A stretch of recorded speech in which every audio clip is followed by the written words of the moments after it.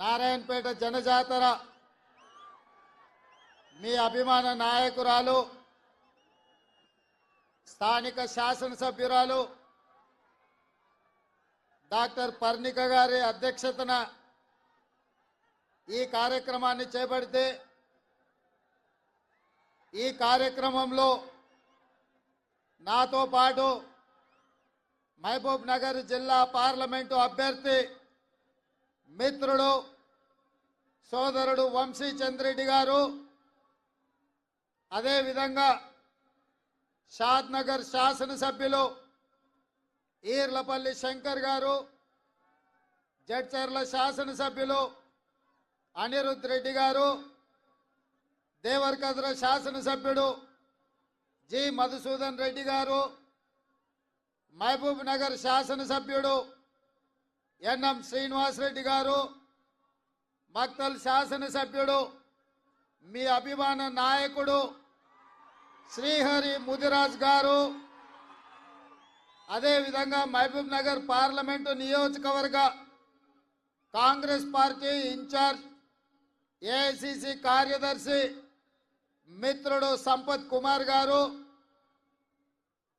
కొడంగల్ మాజీ శాసనసభ్యులు పెద్దలు గురునాథ్ రెడ్డి గారు, అదేవిధంగా మహబూబ్ నగర్ మాజీ పార్లమెంట్ సభ్యులు ప్రభుత్వ ప్రత్యేక సలహాదారుడు అన్న పెద్దలు జితేందర్ రెడ్డి గారు, ఒబేదుల్లా కోత్వాల్ గారు, గద్వాల్ జిల్లా పరిషత్ చైర్పర్సన్ శ్రీమతి సరిత తిరుపతయ్య గారు, అదేవిధంగా వేదిక మీద ఉన్న పెద్దలు ముఖ్యంగా మక్తల్ నారాయణపేట్ కాంగ్రెస్ పార్టీ జిల్లా పార్టీ అధ్యక్షులు, మండల పార్టీ అధ్యక్షులు, గ్రామ శాఖ అధ్యక్షులు, ఎంపీటీసీలు, జడ్పీటీసీలు, అదేవిధంగా జిల్లా పరిషత్ సభ్యులందరికీ మనస్ఫూర్తిగా ధన్యవాదాలు, కృతజ్ఞతలు తెలియజేస్తున్న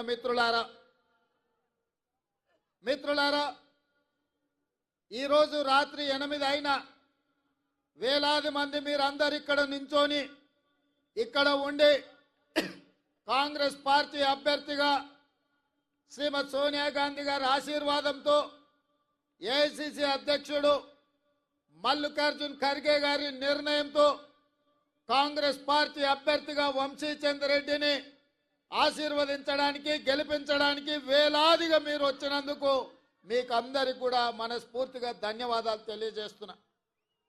ఇదే వేదిక మీద నవంబర్ మాసంలో మీ అందరి దగ్గరకు వచ్చి ఆనాడు ఇక్కడి నుండే మీకు అందరికీ విజ్ఞప్తి చేసిన ఈ ప్రాంత ప్రజలకు చిరపరిచితుడు, కొన్ని దశాబ్దాల కాలం ఈ ప్రాంత అభివృద్ధి కోసం ఈ ప్రాంత ప్రజలకు అండగా నిలబడ్డ కీర్తిశేషులు చిట్టం నర్సిరెడ్డి గారి మన్వరాలు, కీర్తిశేషులు మిత్రుడు వెంకటేశ్వర రెడ్డి గారి కుమార్తె డాక్టర్ పర్ణికను మీరు ఎమ్మెల్యేగా గెలిపించండి. వారి మేనమామ శివకుమార్ రెడ్డి ఆ బిడ్డను కడుపులో పెట్టి చూసుకొని మీకు అండగా నిలబడి ఈడ కాంగ్రెస్ పార్టీ కార్యకర్తలను కాపాడండి. మీరు అండగా నిలబడి గెలిపించండి. తప్పకుండా ఈ ప్రాంతాన్ని అభివృద్ధి చేసే బాధ్యత నాది అని చెప్పి మీకు అందరికీ విజ్ఞప్తి చేసిన మాట ఇచ్చినట్టుగా మీరు అండగా నిలబడి డాక్టర్ పర్ణికమ్మ నారాయణపేట శాసనసభ్యురాలుగా అత్యధిక మెజార్టీతో మీరు గెలిపిస్తే మీకు నేను చెప్పిన మాటగా మక్తల్ నారాయణపేట కొడంగల్ ఎత్తిపోతల పథకం 1,30,000 ఎకరాలకు 4,000 కోట్ల రూపాయలతో ఈ ప్రాంతానికి మంజూరు చేసి ఎడారిగా మారిన ఈ ప్రాంతాన్ని సస్యశ్యామలం చేయాలి. మన పక్కనే పరవళ్ళు దక్కుతున్న కృష్ణానది జలాలు గ్రామాన ప్రతి ఎకరాకు నీళ్లు ఇవ్వాలి అన్న ఆలోచనతోని మన కాంగ్రెస్ పార్టీ నిర్ణయం తీసుకుంది. ఇదే కాదు, గద్వాలను ఇతర ప్రాంతాలను రాయచూర్లను రైలు కూత వినిపిస్తుంటే మక్తల్ నారాయణపేట కొడంగల్ పరిగి వికారాబాద్ వరకు ఈ ప్రాంత ప్రజలు మాకెప్పుడు రైలు వస్తుంది, మేము రైలు కూత ఎప్పుడు వింటామని ఆనాడు కాంగ్రెస్ పార్టీ నిర్ణయించిన కృష్ణా వికారాబాద్ రైల్వే లైను 10 సంవత్సరాలు పడావు పెడితే పండబెడితే ఏ ఒక్కరోజు కూడా ఈ ప్రాంతంలో ఉన్న వాళ్ళు, అది బీఆర్ఎస్ వాళ్ళు కావచ్చు, బీజేపీ వాళ్ళు కావచ్చు, బీఆర్ఎస్ వాళ్ళు కేసీఆర్ని అడిగింది లేదు, బీజేపీ వాళ్ళు మోడీకి చెప్పింది లేదు. ఎందుకంటే వీళ్ళెవరికి ఆయన దగ్గరికి వెళ్ళి అడిగే ముఖం లేదు, వాళ్ళని అడగడానికి వాళ్ళకి అపాయింట్మెంట్ గతి లేదు. కానీ కాంగ్రెస్ పార్టీ అధికారంలోకి వచ్చిన 100 రోజుల్లోపనే కేంద్ర రైల్వే శాఖ అధికారులను రప్పించి ఆదేశాలు ఇచ్చి కృష్ణా వికారాబాద్ రైల్వే లైన్ మాకు కావాల్సిందే, మా ప్రాంతం అభివృద్ధి జరగాలంటే, మా ప్రాంతంలో ఉద్యోగ ఉపాధి అవకాశాలు పెరగాలంటే, నా కొడంగల్ గడ్డ మీద సిమెంట్ ఫ్యాక్టరీ రావాలి, వేలాది మంది నిరుద్యోగ యువకులకు ఉద్యోగ అవకాశాలు రావాలి అంటే కృష్ణా వికారాబాద్ రైల్వే లైన్ పూర్తి కావాలి అని చెప్పి ఆదేశాలు ఇచ్చి దానికి ఇలా మనం పూర్తి స్థాయిలో నిర్ణయం తీసుకున్నాం.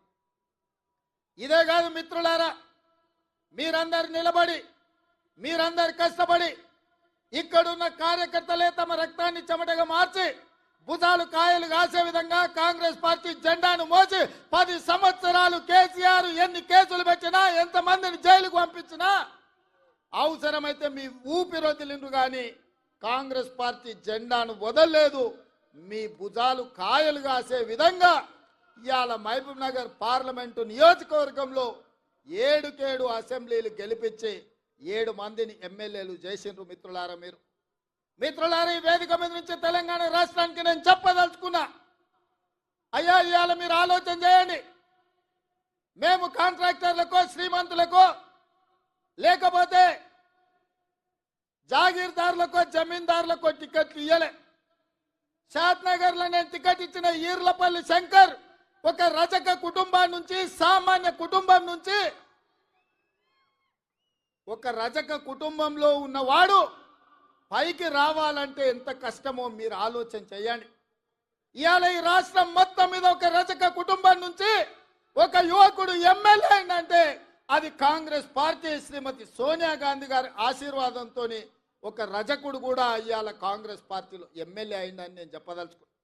అదేవిధంగా మక్తల్ ప్రాంతంలో అతి చిన్న స్థాయి కార్యకర్త నుంచి కష్టపడి పైకి వచ్చి కాంగ్రెస్ పార్టీ జిల్లా పార్టీ అధ్యక్షుడిగా జడ్పీటీసీగా మీకు అండగా నిలబడ్డ శ్రీహరిని సోనియమ్మ మల్లికార్జున్ ఖర్గే గారి ఆశీర్వాదంతో ఒక ముదిరాజు బిడ్డను ఇవాళ మక్తల్ నుంచి ఎమ్మెల్యేగా గెలిపించినాం. ఇది కాంగ్రెస్ పార్టీ వల్ల సాధ్యమైందా, లేకపోతే ఇంకెవరైనా ఈ అవకాశం ఇస్తారా అని నేను అడుగుతున్నా. మిత్రులారా, ఈ రాష్ట్రంలో 119 అసెంబ్లీ నియోజకవర్గాలు ఉంటే 10% జనాభా ఉన్న ముదిరాజులకు కల్వకుంట్ల చంద్రశేఖరరావు ఒక్క టికెట్ కూడా ఇవ్వలే. నేను ఆయనని గడ్డ మీద నుంచి చెప్పిపోయినా, ముదిరాజు సోదరులు పౌరుషానికి మారు పేరు, మాట ఇస్తే మాటకు నిలబడి తల తెగిపడ్డ మడమ తిప్పని జాతి ముదిరాజు జాతి. మీకు టికెట్ ఇయ్యని కేసీఆర్ను గద్దెదించే శక్తి మీ చేతిలో ఉంది. మీరు నడుం బిగించండి అని ముదిరాజు సోదరులకాయల ఈ నారాయణపేట నుంచే నేను విజ్ఞప్తి చేసిన. మాట ఇచ్చినట్టుగానే ఈ రాష్ట్రంలో ముదిరాజులకు టికెట్ ఇవ్వని కేసీఆర్ అధికారంలో ఉండడానికి లేదని ముదిరాజు సోదరులందరూ కేసీఆర్ ని గోతి తీసి పాతి పెట్టి బొందలో పెట్టిండ్రు. ఇవాళ శ్రీహరి మీ ఎమ్మెల్యేగా, మా మిత్రుడుగా, ముదిరాజు బిడ్డగా ఇవాళ శాసనసభకు నాయకత్వం వహిస్తున్నాడు. అదే కాదు మిత్రులారా, ముదిరాజులను ఆనాడు బీసీ ఏ గ్రూప్లో ఉంటే కొన్ని ప్రత్యేకమైన పరిస్థితుల్లో ఏ గ్రూప్ నుంచి డి గ్రూప్కు మారవడం జరిగింది. ఇవాళ కేసు సుప్రీంకోర్టులో ఉంది. కేసీఆర్ నిర్లక్ష్యం వల్ల, కేసీఆర్ పట్టించుకోకపోవడం వల్ల, కేసీఆర్ సమర్థవంతమైన వాదన తెలంగాణ ప్రభుత్వం నుంచి సుప్రీంకోర్టులో వినిపించకపోవడం వల్ల ఇవాళ ఎన్నో లక్షలాది ఉద్యోగాల నియామకాలలో ముదిరాజు బిడ్డలకు అన్యాయం జరుగుతుంది. ఇవాళ ముదిరాజులను బీసీ డి గ్రూప్ నుంచి ఏ గ్రూపులకు మారవాలి అని అంటే ఈ గడ్డ మీద మళ్ళా కాంగ్రెస్ పార్టీ జెండా ఎగరాలి. మీ తరపున సిపాయిగా ఢిల్లీలో కొట్లాడాలి అంటే మీ వాదన బలంగా వినిపించాలి. మంచి మంచి వకీళ్లను పెట్టి వాదించాలి అంటే వంశీచంద్ర రెడ్డి ఢిల్లీలో ఎంపీగా ఉండాలి. ఇవాళ ముదిరాజ్ సోదరులు నేను ఒక మాట ఇవ్వదలుచుకున్న, ప్రత్యేకంగా ఈ రాష్ట్రంలో ఉన్న తెలంగాణలో ఉన్న 10% ముదిరాజు బిడ్డలారా మీరు ఆలోచన చేయండి. మీ బిడ్డకు కేసీఆర్ ప్రాతినిధ్యం వహించే గజ్వేల్ సిద్దిపేట ఉన్న పార్లమెంటు మెదక్కు నీలం మధు ముదిరాజును కాంగ్రెస్ పార్టీ టికెట్ ఇచ్చింది. కానీ అదే కేసీఆర్ నాయకత్వం వహిస్తున్న మెదక్కు కేసీఆర్ వెంకట్రామరెడ్డికి టికెట్ ఇచ్చాడు. మేమేం ఆలోచన చేస్తామో కేసీఆర్ ఏం ఆలోచన చేస్తాడో మీరు ఒక్కసారి ఆలోచన చేయండి. అందుకే ఇవాళ ఈ వేదిక మీద నుంచి మీకు ఒక మాట ఇవ్వదలుచుకున్నా. మెదక్లో నీలం ముదిరాజును గెలిపించండి, మహబూబ్నగర్లో వంశీ చంద్రెడ్డిని గెలిపించండి, తెలంగాణలో 14 సీట్లు ఇవ్వండి. ఆగస్టు 15 తారీఖు లోపల మీ ముదిరాజు బిడ్డను మంత్రిని చేసే బాధ్యత నాది. మీకు శక్తి ఉంది, మీకు యుక్తి ఉంది, మీకు పట్టుదల ఉంది, మీకు పౌరుషం ఉంది, పోరాడే శక్తి మీకుంది. ఇదంతా సంఘటితమై మీరందరూ ఏకమై తెలంగాణ గడ్డ మీద కాంగ్రెస్ కు 14 సీట్లు ఇవ్వండి. మీ బిడ్డను 15 ఆగస్టు తిరిగే లోపల మంత్రిని చేసే బాధ్యత నేను తీసుకుంటా, మీకు మాట ఇస్తున్నా అని చెప్పి నేను ఈ వేదిక మీద నుంచి మీకు చెప్తున్నా. మిత్రులారా, రాజకీయంగా ఇవాళ ముదిరాజులు వెనుకబడ్డారు, మా మాదిగ సోదరులు వెనుకబడ్డారు. ఉద్యోగ ఉపాధి అవకాశాలలో వాళ్ళకు రావాల్సిన అవకాశాలు రాక పీజీలు పిహెచ్డీలు చదువుకున్న మాదిగ సోదరులు ఇవాళ అన్యాయానికి గురవుతున్నారు. అందుకే మిత్రులారా, మాదిగల ఏబిసిడి వర్గీకరణ మీద 10 సంవత్సరాలు చంద్రశేఖరరావు సుప్రీంకోర్టులో కేసు వాదించకపోతే నేను ముఖ్యమంత్రి అయిన ఎంబడే పెద్దలు దామోదర్ నరసింహ గారితో పాటు 8 మంది ఎమ్మెల్యేలను ఢిల్లీకి పంపించి ఉద్దండులైన న్యాయవాదులను పెట్టి మాదిగల వర్గీకరణ ఏబిసిడి జరగాల్సిందే అని చెప్పి కేసును నేను వాదించిపించిన. శాసనసభలో వర్గీకరణ చెయ్యాలి అని కొట్లాడితే ఆయల్ల సంపత్ కుమార్తో పాటు నన్ను మార్షల్స్ను పెట్టి పోలీసులను పెట్టి గొర్రెలు నీడ్చినట్టు ఈడ్చి బయట పడేసిండు చంద్రశేఖరరావు. ఇవాళ మాదిగలకు అన్యాయం చేసింది చంద్రశేఖరరావు కాదా? ఇవాళ నేను అడుగుతున్న మిత్రులారా, కొంతమంది మాదిగ ఉద్యమంలో ఏబిసిడి వర్గీకరణ కోసం కొట్లాడిన వాళ్ళు ఇవాళ నరేంద్ర మోడీ కోటేయండి, భారతీయ జనతా పార్టీని గెలిపించమని అడుగుతారు. నేను ఆ మిత్రుడిని కోరదలుచుకున్నా, నేనేం అనదలుచుకోలే. చంద్రశేఖరరావు ఆయనను అరెస్టు చేసి జైల్లో పెట్టినాడు. ఏ ఒక్కరు పలకరించే వాళ్ళు లేకపోతే నేను జైలుకి వెళ్ళి అండగా నిలబడి న్యాయవాదులతో మాట్లాడి బెయిల్ ఇప్పించడానికి కొట్లాడింది నేను. ఆయనలో వర్గీకరణ కోసం ఈ తెలంగాణలో ఉద్యమాలు చేయడానికి వీల్లేదు, నిరసన తెలపడానికి వీల్లేదు. పోలీసుల నిర్బంధాలు కొనసాగుతుంటే పరేడ్ గ్రౌండ్ లో ధర్మయుద్ధం కార్యక్రమానికి అండగా నిలబడి ఆయల్ల మాదిగల వర్గీకరణకు అండగా నిలబడి వర్గీకరణ జరగాల్సిందే, మాదిగలకు న్యాయం చేయాల్సిందే అని చెప్పి అండగా నిలబడ్డది నేను.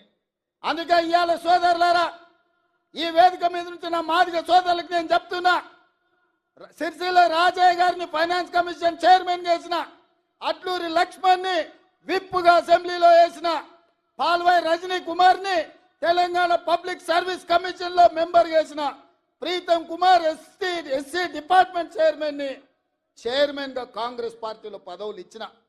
ఇవాళ నా పేసీలో ఐఏఎస్ అధికారి సంగీత సర్వే సత్యనారాయణ సెక్రటరీగా నా పేసీలో ఉందంటే ఒక మాదిగ బిడ్డకు అవకాశం ఇచ్చిన.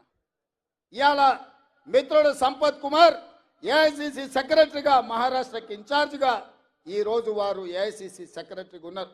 దామోదర్ రాజనరసింహ గారు మంత్రివర్గంలో మంత్రిగా ఉన్నారు. ఇవి సరిపోతాయంటే ఇవి సరిపోవు. నాకు తెలుసు మీ జనాభా ఎంత ఉంది, మీకు ఇన్నాళ్ళు జరిగిన అన్యాయం ఏంది, మీ ఆవేదన, మీ ఆలోచన నాకు తెలుసు. అందుకే రేపు రాబోయే రోజుల్లో పార్టీ తీసుకోబోయే నిర్ణయాలలో, పార్టీ నియామకాలలో మాదిగ బిడ్డలకు న్యాయం చేసి మీకు సముచితమైన స్థానం కల్పించే బాధ్యత కాంగ్రెస్ పార్టీ తీసుకుంటుంది. మల్లికార్జున్ ఖర్గే గారు తీసుకుంటారు. సోనియామ్మను ఒప్పించి మెప్పించి వర్గీకరణను పార్లమెంట్లో చట్టం చేసే బాధ్యత ఇవాళ కాంగ్రెస్ పార్టీ తీసుకుంటుందని చెప్పి మాదిగ సోదరులకు నేను చెప్పదలుచుకున్నా.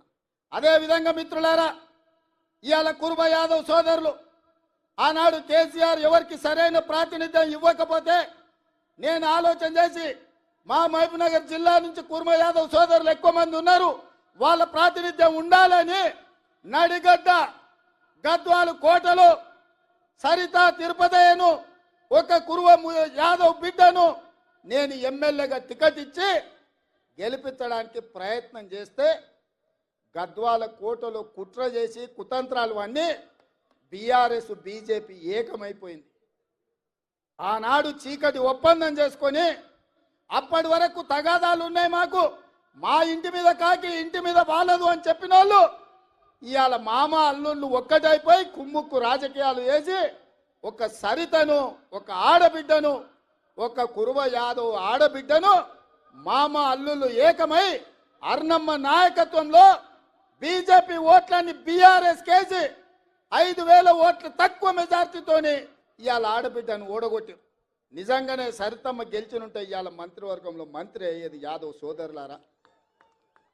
కేసీఆర్ మంత్రివర్గంలో మహిళలకు స్థానం లేకుండే మన మంత్రివర్గంలో సీతక్కకు ఆదివాసి బిడ్డకు కొండా సురేఖ ఒక బలహీన వర్గాల బిడ్డకి ఇచ్చినాం. సరితమ్మ గెలిచినుంటే ఇవాళ మన మంత్రివర్గంలో మంత్రి అయ్యి ఉండేది. అంటే ఎన్నికలు వచ్చినప్పుడు పేదోళ్ళని గెలవాల్సినప్పుడు పేదలకు న్యాయం చేయాలని కాంగ్రెస్ అనుకున్నప్పుడు బంగ్లా రాజకీయాలు కుమ్ముక్కు రాజకీయాలు అర్నమ్మ దివాలకు రాజకీయాలు ఎట్లుంటాయో ఇవాళ కుర్మ యాదవ్ సోదరులారా మీరు ఆలోచన చెయ్యండి.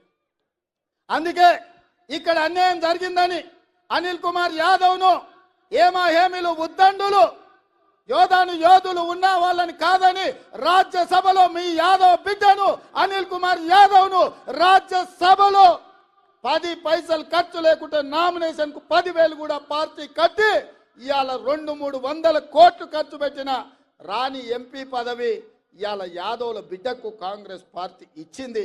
ఈ అన్ని జరిగినాయంటే ఒక రజక ఈర్లపల్లి శంకర్ ఎమ్మెల్యే అయిందన్నా, ఒక ముదిరాజు బిడ్డ శ్రీహరి ఎమ్మెల్యే అయిందన్నా, ఒక సరితమ్మకు యాదవ్ బిడ్డకు ఎమ్మెల్యే టికెట్ వచ్చిందన్నా, ఒక అనిల్ కుమార్ యాదవ్ ఇవాళ రాజ్యసభ సభ్యుడైందన్నా, ఒక మాదిగ బిడ్డ సంపత్ కుమార్ ఏఐసిసి సెక్రటరీ అయిందన్నా, మహబూబ్నగర్ పార్లమెంట్కి ఇన్ఛార్జిగా ఇవాళ నేను ఎక్కడ నాయకత్వం వహిస్తున్నానో అక్కడ నాయకుడిగా ఇవాళ నాయకత్వం వహిస్తున్నాడంటే ఇవన్నీ సామాజిక వర్గాలకు కాంగ్రెస్ పార్టీ న్యాయం చేయాలని ఆలోచన చేసింది కాబట్టి ఇవన్నీ జరిగినాయి సోదరులారా.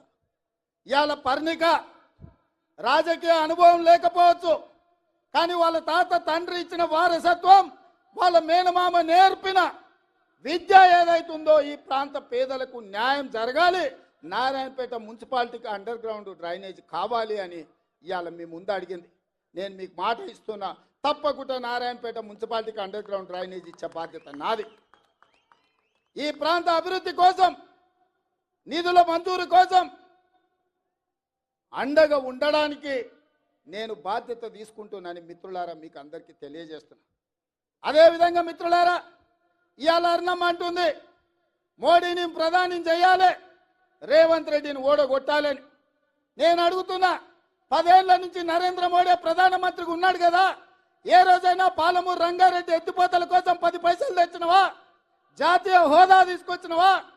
మా మాదిగ బిడ్డల ఏబిసిడి వర్గీకరణ కోసం ఏ రోజైనా ప్రధానమంత్రిని కలిసినవా? మా ముదిరాజు బిడ్డలు డి గ్రూప్ నుంచి ఏ గ్రూప్ మార్పించడానికి మీ నాయకుడు నరేంద్ర మోడీ దగ్గరికి ఎప్పుడన్నా మా వాళ్ళను తీసుకెళ్లినవా అని నేను అడుగుతున్నా. ఇవాళ మహబూబ్ నగర్ రాయచూర్ రోడ్డు ఎందుకు పడావు పడ్డది? దాని కాంట్రాక్టర్లు ఎవరు? ఆ నిధులకు దోపిడీకి పాల్పడ్డది ఎవరు అని నేను అడుగుతున్నా. ఎప్పుడైనా కృష్ణా వికారాబాద్ రైల్వే లైన్ గురించి నరేంద్ర మోడీని కలిసినవా? లేకపోతే మక్తల్ నారాయణపేట కొడంగల్ ఎత్తిపోతల పథకానికి జాతీయ నిధులు ఏమైనా తీసుకురావడానికి ప్రయత్నం చేసినవా? 10 ఏళ్ళు నరేంద్ర మోడీ ఉండి పాలమూరుని ఎండబెట్టి ఈ ప్రాంత రైతులు ఈ ప్రాంత పేదలు లక్షలాదిగా వలసలు పోతుంటే ఒక్కరోజు పట్టించుకోలేదు. అయినా బీజేపీకి ఓటు అడుగుతున్నావు. ఇవాళ రేవంత్ రెడ్డిని ఓడగొట్టమంటున్నావు. నేను అడుగుతున్న మిత్రులారా, ఈడున్న యువకులను, తెలంగాణ రాష్ట్రం నలుమూల ఉన్న వాళ్ళని నేను ఆలోచన చేయమంటున్నా. 100 రోజుల్లో మీకందరికీ ముఖ్యంగా ఆడబిడ్డలకు ఆర్టీసీలో ఉచిత బస్సు ప్రయాణం ఇచ్చినాం. ఇవాళ 35 కోట్ల మంది ఆడబిడ్డలు బస్సుల్లో ఉచితంగా ప్రయాణం చేసిండ్రు. ఇవాళ శ్రీశైలం నుంచి మొదలు పెడితే గుళ్ళు గోపురాలకు అన్నిటికీ అమ్మగారింటికి అత్తగారింటికి ఆడబిడ్డలు ఉచితంగా బస్సులో ప్రయాణం చేస్తారు. ఇవాళ ఆడబిడ్డలకు ఉచితంగా బస్సు ప్రయాణం ఇచ్చినందుకు రేవంత్ రెడ్డిని ఓడగొట్టాలనా నేను మిమ్మల్ని అడుగుతున్నా.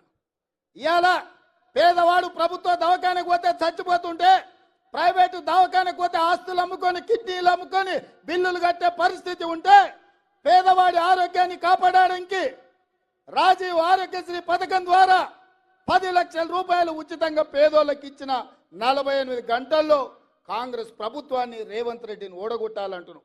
పేదోళ్ళని బతికించడానికి రాజీవ్ ఆరోగ్యశ్రీ తీసుకొచ్చినందుకు కాంగ్రెస్ పార్టీని ఓడగొట్టాలని నేను అడుగుతున్నా.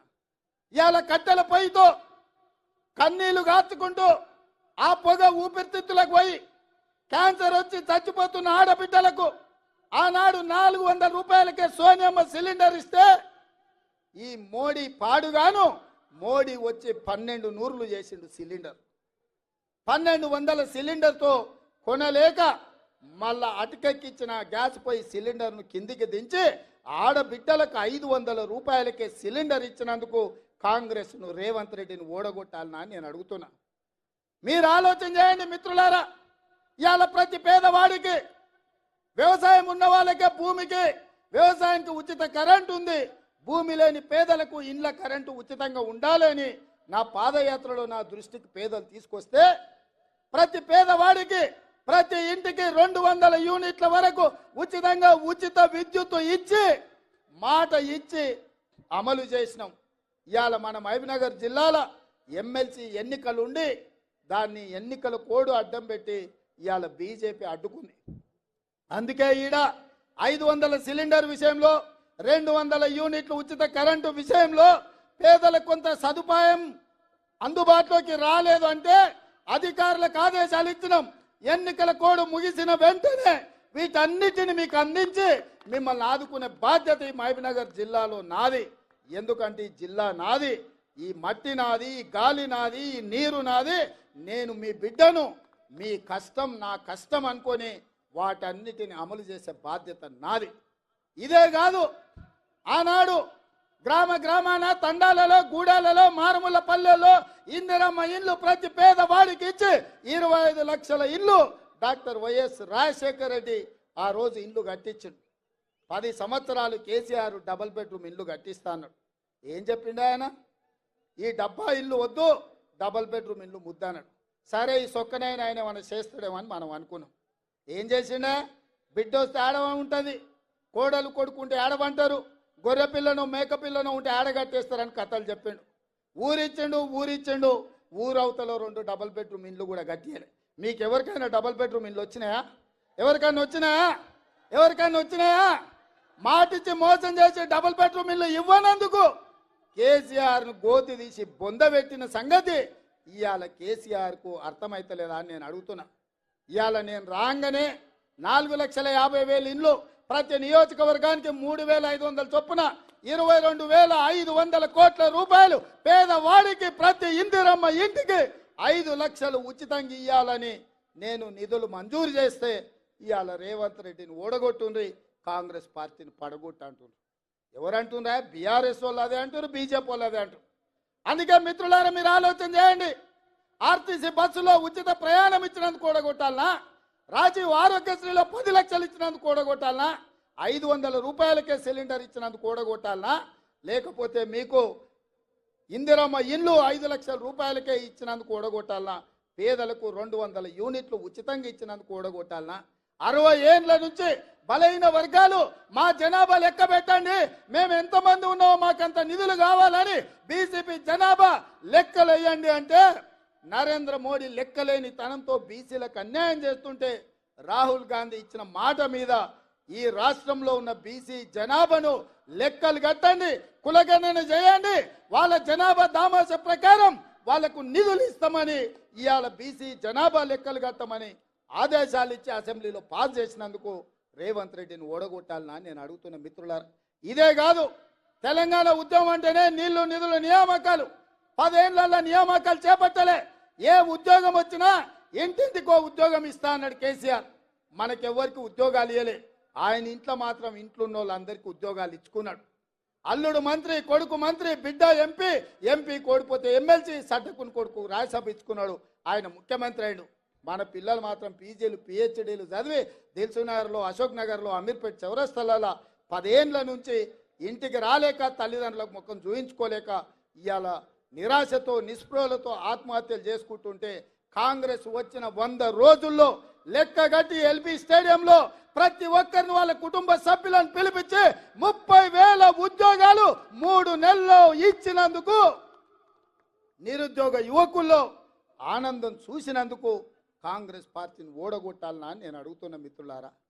100 రోజుల్లో ఇండ్లు ఇచ్చినాం, 100 రోజుల్లో బస్సులో ఉచిత ప్రయాణం ఇచ్చినాం, 100 రోజుల్లో ఇంటికి ఉచితంగా కరెంట్ ఇచ్చినాం, 100 రోజుల్లో రాజీవ్ ఆరోగ్యశ్రీ ఇచ్చినాం, 100 రోజుల్లో బీసీ జనాభాను లెక్కలు కట్టడానికి ఆదేశాలు ఇచ్చినాం, 100 రోజుల్లో 30,000 ఉద్యోగాలు మేము ఇచ్చినాం. నా మంత్రివర్గ సహచరులు రోజుకు 18 గంటలు పనిచేసి ఈ రాష్ట్రాన్ని సరిదిద్దడానికి మేము ప్రయత్నం చేస్తున్నాం. 10 ఏళ్లలో 100 ఏళ్లకు సరిపోయే విధ్వంసం చంద్రశేఖరరావు సృష్టిస్తే ఒకటొకటిగా చక్కదిద్దుకుంటూ సంసారాన్ని నిలబెట్టుకున్నట్టు రాత్రి పగళ్ళు మేము కష్టపడుతున్నాం. నేను అడుగుతున్నా ఇక్కడున్న మిత్రుల్ని, 125, 126 రోజులైంది నేను ముఖ్యమంత్రిగా బాధ్యతలు చేపట్టి. ఏ ఒక్క రోజైనా, ఏ ఒక్క గంటైనా సెలవు పెట్టినా నా దగ్గరికి వచ్చిన వేలాది మంది కార్యకర్తల్ని కలుచుకుంటూ కష్టాలు తెలుసుకుంటూ ముఖ్యమంత్రి అంటే మా అన్న అనే ధైర్యం మీకు ఇచ్చే విధంగా పనిచేసినా లేదా ఒకసారి ఆలోచన చేయండి మిత్రులారా. మొట్టమొదటి హైదరాబాద్ రాష్ట్రానికి బూర్గుల రామకృష్ణారావు గారు ముఖ్యమంత్రి అయితే ఇవాళ ఈ తెలంగాణ రాష్ట్రానికి మళ్ళీ పాలమూరు బిడ్డ, ఒక రైతు బిడ్డ, ఒక పేదోడి బిడ్డ ఇవాళ ఈ రాష్ట్రానికి ముఖ్యమంత్రి అయితే ఎందుకు ఓర్వలేకపోతున్నారు వీళ్ళని నేను అడుగుతున్నా. దొరల బిడ్డలే ముఖ్యమంత్రి కావాలన్నా? కేసీఆర్ తర్వాత కేసీఆర్ కొడుకే ముఖ్యమంత్రి కావాలన్నా? ఆయన తర్వాత ఆయన మైనోడే ముఖ్యమంత్రి కావాలన్నా? ఈ పాలమూరు బిడ్డలు కావడానికి అర్హత లేదా అని నేను అడుగుతున్నా. మాకేం తక్కువ? మా పాలమూరులో మేము కష్టపడమా? మా పాలమూరులో మేము అభివృద్ధి చేయమా? మా ప్రాంతానికి ఇవ్వంటే దాక్షిణ్యాల మీదనో అయ్యా మాకు నిధులు అని మేము అడుక్కోవాల్సిందేనా? మా సంతకాలు మేము పెట్టుకునే శక్తి మాకు లేదా? మా ప్రాంతాన్ని అభివృద్ధి చేసుకునే శక్తి మాకు లేదా? మా ప్రాంతంలో పరిశ్రమలు తెచ్చుకునే హక్కు మాకు లేదా అని నేను అడుగుతున్నా. ఇవాళ దొంగలతో చేరి కుట్రలు కుతంత్రాలతోని అర్ణమ్మ బీజేపీ ముసుగులో బీఆర్ఎస్ వాళ్ళతో కుమ్ముకై ఇవాళ రేవంత్ రెడ్డిని పడగొట్టాలి, రేవంత్ రెడ్డిని బలహీనం చేయాలి, తద్వారా పాలమూరు జిల్లాను ఎండబెట్టాలన్న ఆలోచన చేస్తుంది. ఇవాళ మీరు ఆలోచన చేయండి. మన్నే శ్రీనివాసరెడ్డి 5 ఏళ్ళు మనకి ఎంపీ. ఏడున్నాడా ఆయన? ఇంట్లో లేడు, సొంట్లో లేడు, సోయిలో లేడు. మీ ఎమ్మెల్యేలు పాతోళ్ళు 10 ఏళ్ళు ఎమ్మెల్యేలు ఉన్నారు. ఎవడన్నా బీఆర్ఎస్ కోటేమని అడుగుతుండా?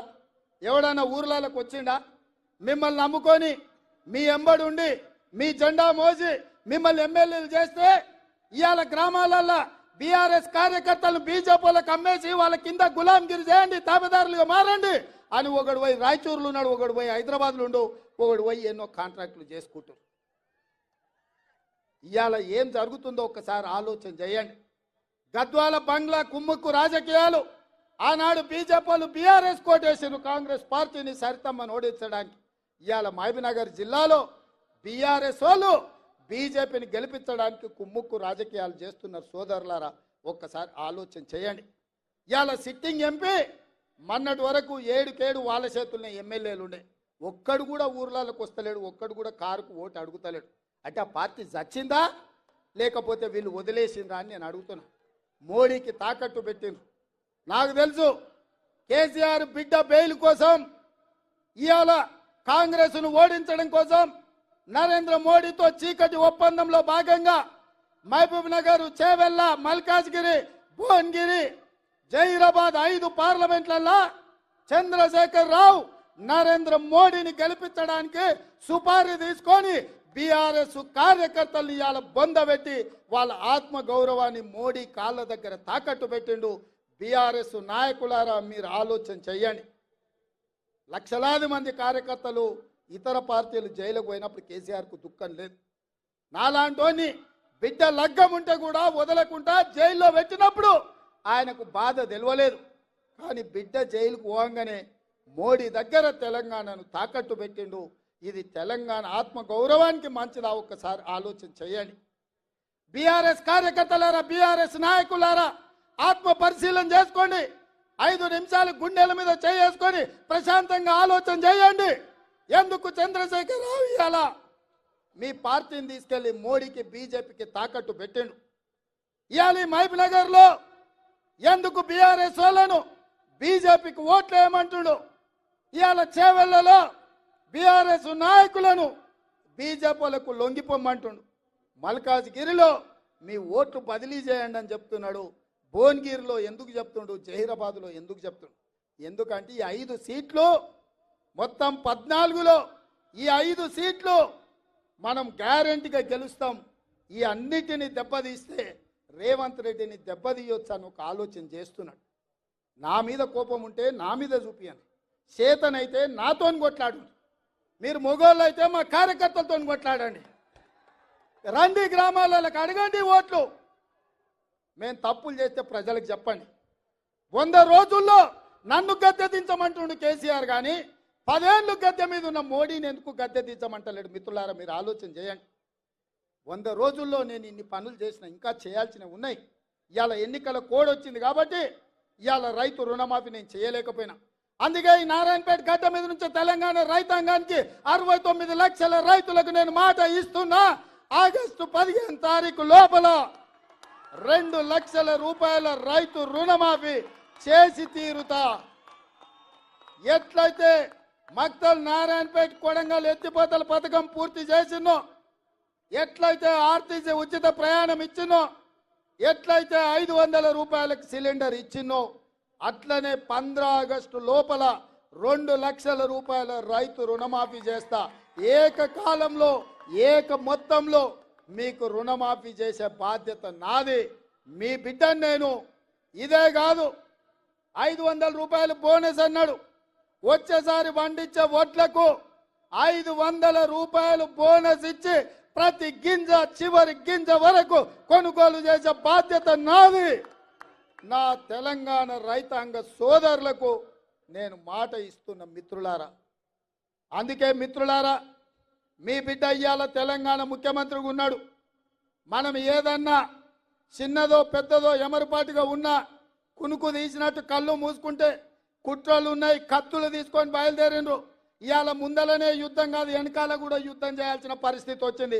బీజేపీ బీఆర్ఎస్ వాళ్ళు కుట్రలు, బిడ్డ బెయిల్ కోసం బీఆర్ఎస్ను తాకట్టు పెట్టి 5 పార్లమెంట్లలో బీజేపీని గెలిపిస్తా అని కేసీఆర్ సుపారీ తీసుకున్నాడు. నరేంద్ర మోడీకి లొంగిపోయిండు. బీఆర్ఎస్ కార్యకర్తలారా, తస్మత్ జాగ్రత్త. మిమ్మల్ని మోడీకి తాకట్టు పెట్టిండు బిడ్డ బెయిల్ కోసం. మా కార్యకర్తలు కూడా నేను చెప్పదలుచుకున్నా, మీరు అప్రమత్తంగా ఉండండి. వాళ్ళంతా ఒక్కటైనరు, ఏకమైనరు. ఎట్లయినా మనల్ని పడగొట్టాలి, మనల్ని ఓడగొట్టాలనే కుట్ర జరుగుతుంది. ఎమ్మెల్యే ఎన్నికల కంటే కూడా ఎక్కువ కష్టపడాలి. ఎక్కడ కూడా నాకు తెలుసానో, నాకు కావాల్సిన వాళ్ళనో, మా చుట్టపోలను అప్రమత్తంగా ఉంటే ఇవాళ ఈ అధికారంలో ఉండే కార్యకర్తలకు మేలు చేయాలన్న ఆలోచనతో మనకంత నష్టం జరుగుతుంది. ఈ ఎన్నికలైన మరుక్షణం సర్పంచ్, ఎంపీటీసీ, ఎంపీపీ, జడ్పీటీసీ స్థానిక సంస్థల ఎన్నికలు రాబోతున్నాయి. ఇవాళ మీరు ఊర్లలో పట్టు వదిలిందంటే రేపు ఎవడో ఒకడు మోపైతాడు. వాడు సర్పంచ్కి వస్తాడు, వాడు వార్డు మెంబర్కి వస్తాడు, వాడు ఎంపీటీసీకి వస్తాడు, వాడు ఎంపీపీకి వస్తాడు, వాడు జడ్పీటీసీకి వస్తాడు. రేపు మీ ఎన్నికలలో కూడా మీకు తలకాయ నొప్పి అవుతుంది. ఎన్నికల ఖర్చు తడిసి మోపెడవుతుంది. ఎంపీ ఎన్నికలైన ఎంబడే 2 నెలలు తిరగకముందే మీ స్థానిక సంస్థల ఎన్నికలు పెట్టే బాధ్యత నాది. మిమ్మల్ని గెలిపించే బాధ్యత నాది. ఇవాళ ఎవరైతే బూతులలో మెజారిటీ తెస్తారో, ఎవరైతే పార్టీ జెండా కష్టపడి మోస్తారో, ఎవరైతే పార్టీ గెలుపులో భాగస్వాములుగా ఉంటారో వాళ్ళందరినీ గుర్తుపెట్టి ఎట్లయితే శంకర్కు, శ్రీహరికి, సరితకు, పర్ణికకు, అరవింద్కో, లేక అనిరుద్కో, మధుకో, ఎన్నంకో ఎట్లయితే కష్టపడ్డోళ్లకు టికెట్లు ఇచ్చినామో మీకు టికెట్లు ఇచ్చి గెలిపించుకునే బాధ్యత పార్టీ తీసుకుంటుంది. మిత్రులారా, మీ శ్రమ ఊరికే పోదు, మీ త్యాగం గాలికి వదిలేయము. మీ త్యాగాన్ని గుర్తుపెట్టుకుంటాం, మీకు అవకాశాలు కల్పిస్తాం. రేపు జరగబోయే ఎన్నికలలో ఇవాళ గ్రామాలలో ఇందిరమ్మ కమిటీలు వేయాలనుకున్నాం. ఇల్లు ఇచ్చినా, పెన్షన్ ఇచ్చినా, గ్యాస్ సిలిండర్ ఇచ్చినా, రాజీవ్ ఆరోగ్యశ్రీ కార్డు ఇచ్చినా, రేషన్ కార్డు ఇచ్చినా, ఏది ఇచ్చినా ఇందిరమ్మ కమిటీలను నియమించి ఆ కమిటీల ద్వారా గ్రామాలలో మీ చేతనే పేదవాళ్లకు పంచిపించి పేదల్ని ఆదుకునే బాధ్యత మీ చేతిలో పెడతాం. ఇవన్నీ చెయ్యాలి అని అంటే పాలమూరులో ఇటు పాలమూరు అటు నాగర్ కర్నూలు పార్లమెంట్ అత్యధిక మెజార్టీ గెలవాలి. ఎందుకంటే పెద్దలు ఒక మాట చెప్పారు, ఇంట్లో గెలిచి రచ్చ గెలవాలని. ఇవాళ నా ఇంట్లో నా పాలమూరులో ఏదైనా తప్పిదం జరిగితే జాతీయ స్థాయిలో మనం చెప్పుకునే పరిస్థితి ఉంటుందా? ఆలోచన చేయండి మిత్రులారా. ఇవాళ మీరు అండగా నిలబడితేనే, మీరు ఆశీర్వదిస్తేనే ఈ జిల్లాలో 14కు 12 సీట్లు మీరు ఇచ్చినందుకే ఇవాళ ఈ తెలంగాణ రాష్ట్రంలో కాంగ్రెస్ అధికారంలోకి వచ్చింది. నేను ముఖ్యమంత్రి అయినా. మరి చెట్టు నాటింది మీరు, దీన్ని పెంచింది మీరు, దీనికి నీళ్లు పోసింది మీరు. ఇవాళ ఎవడో భుజం మీద గొడ్డలు వేసుకొని నరుకుతామని వస్తే ఇవాళ మీరు చూసుకుంటూ ఉంటారా? మీరు నరకనిస్తారా? మీరు ఆలోచన చేయండి. మీరు పెంచిన మొక్క చెట్టు నీడనిస్తుంటే ఇవాళ దాన్ని తెగ నరుకుతామని ఢిల్లీ నుంచి ఒకడు, గజ్వేల్ ఫామ్ హౌస్ నుంచి ఇంకొకడు బయలుదేరిండు. మిత్రులారా, ఇవాళ మీ చేతుల్లోనే ఉంది. మీరు పెంచిన చెట్టు వృక్షమై కాయలు ఇస్తుంది. దీన్ని కాపాడే బాధ్యత మీ మీదనే ఉంది. కాపాడతారనే నమ్మకం నాకు ఉన్నది. మీరందరు సిద్ధమేనా మిత్రులారా? సిద్ధమేనా? సిద్ధమేనా? సిద్ధమేనా? సిద్ధమేనా? సిద్ధమేనా? సిద్ధం అన్న వాళ్ళందరూ చేయి పైకెత్తుర్రి. జై కాంగ్రెస్, జై జై కాంగ్రెస్. హస్తం గుర్తుకే, హస్తం గుర్తుకే. మిత్రులారా, మిత్రుడు వంశీచంద్రెడ్డిని ఈ పాలమూరు పార్లమెంట్ సభ్యుడిగా 1,00,000 మెజార్టీతో గెలిపించండి. మీ తరఫున ముదిరాజుల ఏ కేటగిరీ కోసం, మాదిగల ఏబిసిడి వర్గీకరణ కోసం ఢిల్లీలో నా మిత్రుడిగా మీ ఎంపీగా మీకోసం కొట్లాడతాడు, మీకు అండగా నిలబడతాడు. మీరందరూ అండగా నిలబడాల్సిందిగా కోరుకుంటూ మీ అందరి దగ్గర సెలవు తీసుకుంటున్న మిత్రులారా, జై కాంగ్రెస్.